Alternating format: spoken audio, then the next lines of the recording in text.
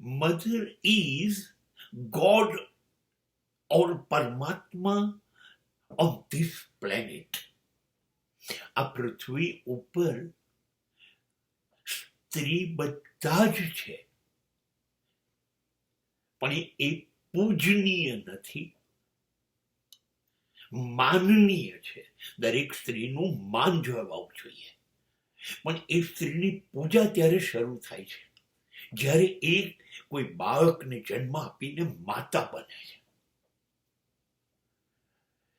અને એ દિવસથી એ સર્જનહાર બની જાય છે. she will be creator. આ પૃથ્વી પર એક જ સર્જનહાર છે, એ છે ઈશ્વર, જેણે બધાનું સર્જન કર્યું છે. પણ જ્યારે જ્યારે સ્ત્રી બાળકને જન્મ આપે છે ત્યારે એણે પણ પરમાત્મા જેવું જ કામ કર્યું, એક માનવીને જીવન આપવાનું. અને એ પરમાત્મા એટલા માટે છે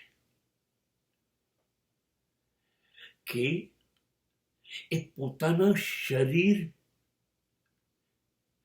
આપણને જન્મ આપે છે.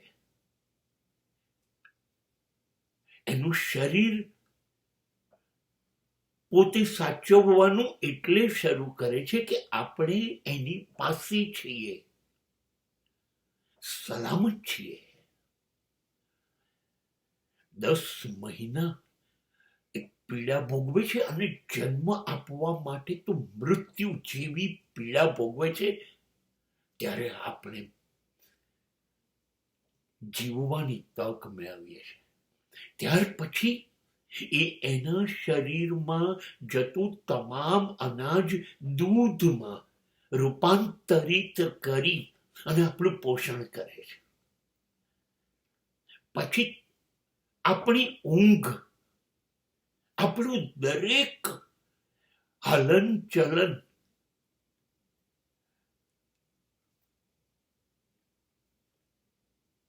એની નજરની અંદર હોય છે. એ સમય થતા તમને ચાલતા, બોલતા, અનાજ ખાતા કેટલું બધું શીખવાડી અને એક માણસ બનાવે છે. અને કહે છે, જા બેટા, પૂરી દુનિયાના તમામ દરવાજા ખુલ્લા છે, સાબિત કર તારી જાતને.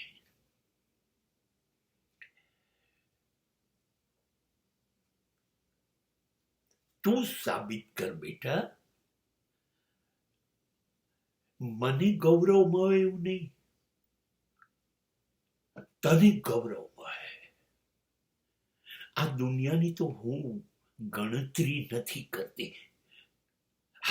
આપણને બંનેને જે લોકોએ તક આપી, એ પરમાત્મા છે, ઈશ્વર છે. એની સામે તું ઊભો રહી શકે, આંખમાં આંખ મિલાવી શકે એવું તું બન. જા બેટા, તારી માં ના આશીષ તારી સાથે છે. બસ